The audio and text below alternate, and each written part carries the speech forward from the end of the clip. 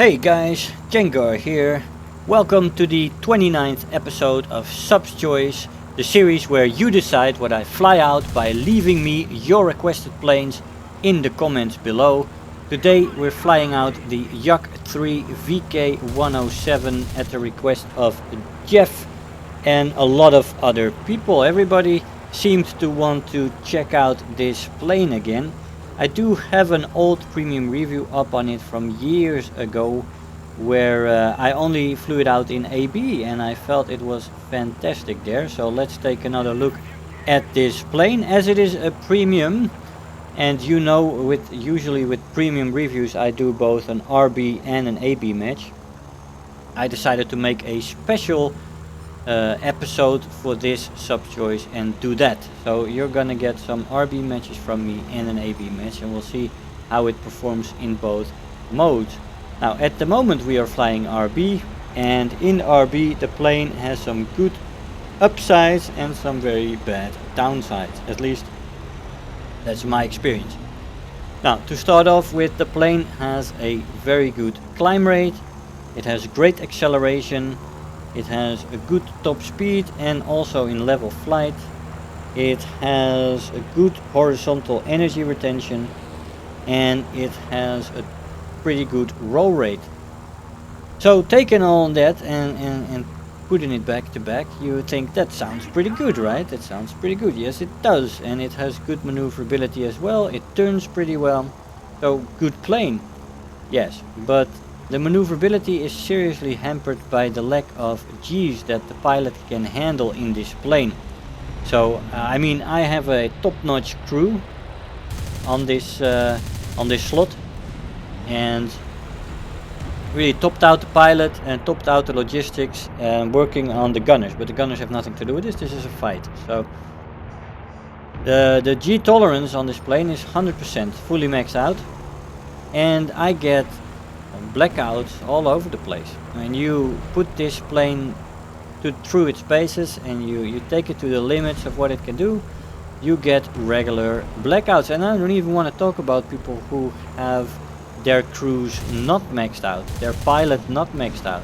If you have the G tolerance somewhere halfway and you don't have it on expert, you are in serious trouble in this plane. You will black out pretty much every other turn. For me, with a maxed out crew, I still had problems with it. I still was killed a few times because I blacked out. And yeah, so that was a pretty big negative to me, which negates some of the maneuverability this plane actually has. The pilot cannot keep up with the plane, let's say that. Now another very bad thing is, and you've already seen it in one of the dives here, is that the maximum for the redlining, so the top speed before you redline, is only 680.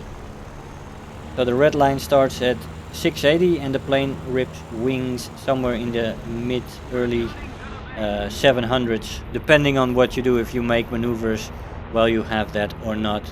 Here we lost control again while we were trying to maneuver for a shot on this E84 here. We have to make another move though, so it can already go into lost control with 8-9 G's if you keep it up too long, and that just happens with a full elevator turn, 7 G's sometimes. Anyway, the redlining is also very dangerous because this plane, if you look at all its strengths, looks like the ideal boom and zoomer, but of course with the problematic redline happening very early, you don't have a boom and zoomer here for long distances. It becomes more of a energy fighter because you can only make very short dives, and you got to keep that in mind. Don't make long dives because you will rip your wings. That also gives a lot of planes an escape, a very easy escape when you jump them, and that is to dive away, because they know, I mean, I don't know if everybody knows, but they should know that you can't follow them for very long in a dive. You got to pull up pretty quickly. 680 isn't very much in 6.0 battle rating.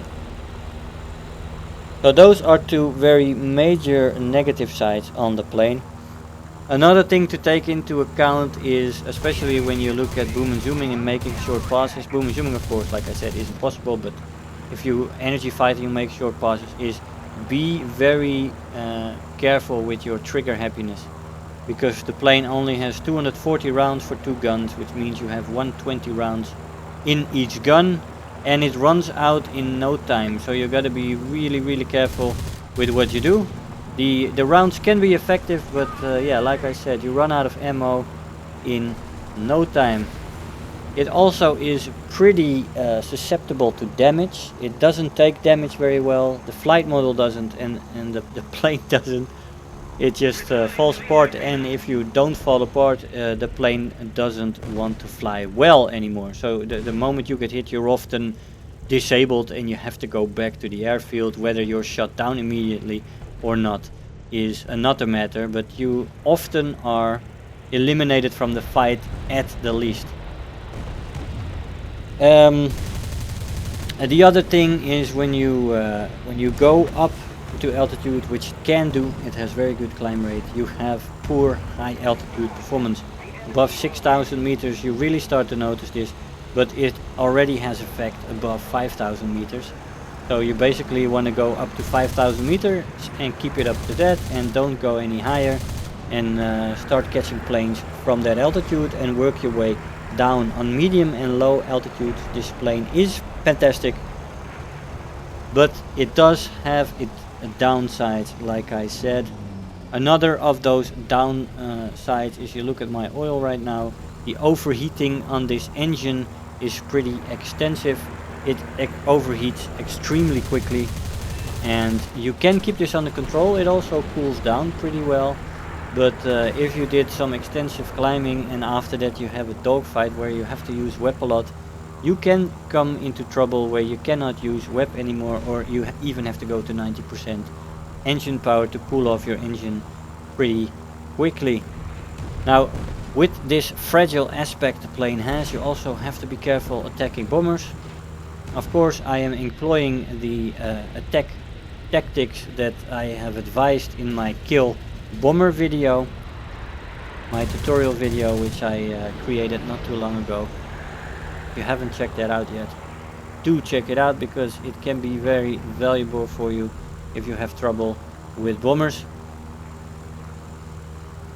But even using those tactics, another thing comes to mind here. This plane only has 220mm cannons, and as you know, at 6.0 battle rating, a lot of the planes you face will have better armament than you.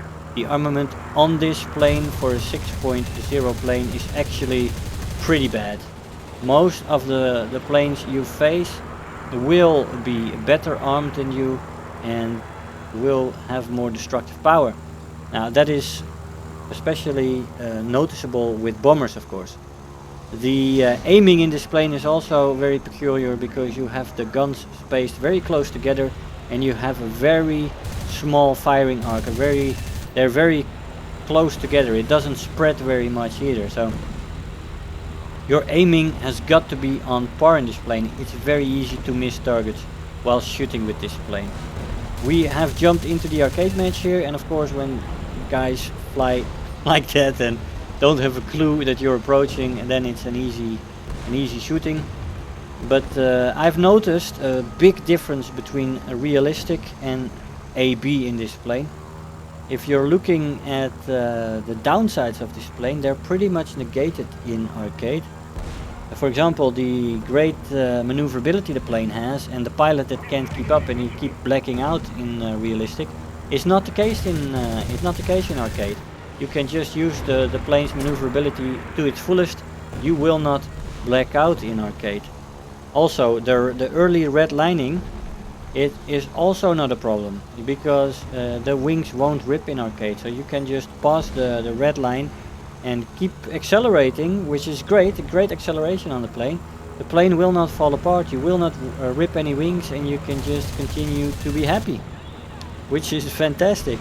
And even the low ammo count on the two guns is not a problem, because you can reload after every encounter, and with fully upgraded logistics parts you have an 18-second reload, which is plenty. I mean, most repositioning doesn't take less than 18 seconds. So you will be ready for the next opponent most of the time, and sometimes you will have 5 seconds of no ammo. But yeah, it does happen sometimes in head-ons that you do not get the target, you only get a hit in.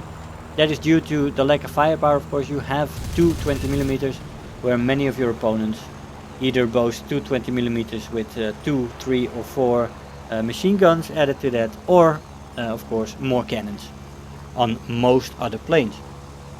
But I feel that that is the lesser problem of all the problems we had in realistic battle. The guns work, and if you get them on target, they will destroy planes. But the ammo count is the problem in realistic battle, but it is not in arcade, like I said. So yeah. In this match it was pretty nice. This was my first arcade match that I jumped into, and it was, thank God, it was a match that was longer than 5 minutes. And we did already, we were shooting away at the targets. You've seen it. We've used the maneuverability and the speed, the climb rate, the acceleration, the energy retention of the plane to we put it to good use. Now here's a plane coming up for me, and we are gonna try to stall him out here. And he does dive away there. I see another easy target coming up. He's climbing. That guy wants to come up again. Yeah, he is coming up again, and I'm gonna make a lazy roll here to hopefully not get hit. He misses most of his shots. I should not have given him that shot. That was a little bit cocky of me. I mean, I shouldn't have done that. If it was a good shooter, I would have been dead right now. Or it is a good shooter and I was just lucky. But yeah, here he comes again. He's coming up for me. I'm trying to stall him out here. And he does loop over there at the top of his climb. We're forcing the plane with the rudder into the right angle, and I should have killed him there. This fight should have been over already. But I was a little bit shaky on my mouse when I was taking the shot, and I wanted to maneuver at the same time. And missed the shot, only got a hit in on him, and he doesn't seem to be badly damaged. And we're in sort of a rolling scissors in the horizontal, vertical and everything at once, because he is trying to shake me off his tail, of course. And we are trying to get a clear shot on him, which we don't get. That's not enough lead. We get, we had a hit earlier, another one. Let's see. Zoom in, let's try to get the shot, but he's moving too much. I shouldn't zoom in there. Another hit. He is smoking now. He should hold some damage. We should be able to stay on his tail now. There is something else behind us. I heard some shots. 50 cal shots, if I'm not mistaken, or other machine gun shots. Come on! Yes, we take off the right wing. Let's see what's behind us. It's a Bearcat. That must be the machine gun Bearcat. Oh yeah, get out of the way. That's a pretty maneuverable plane as well. We're in a rolling scissors. There's several allies in the neighborhood as well.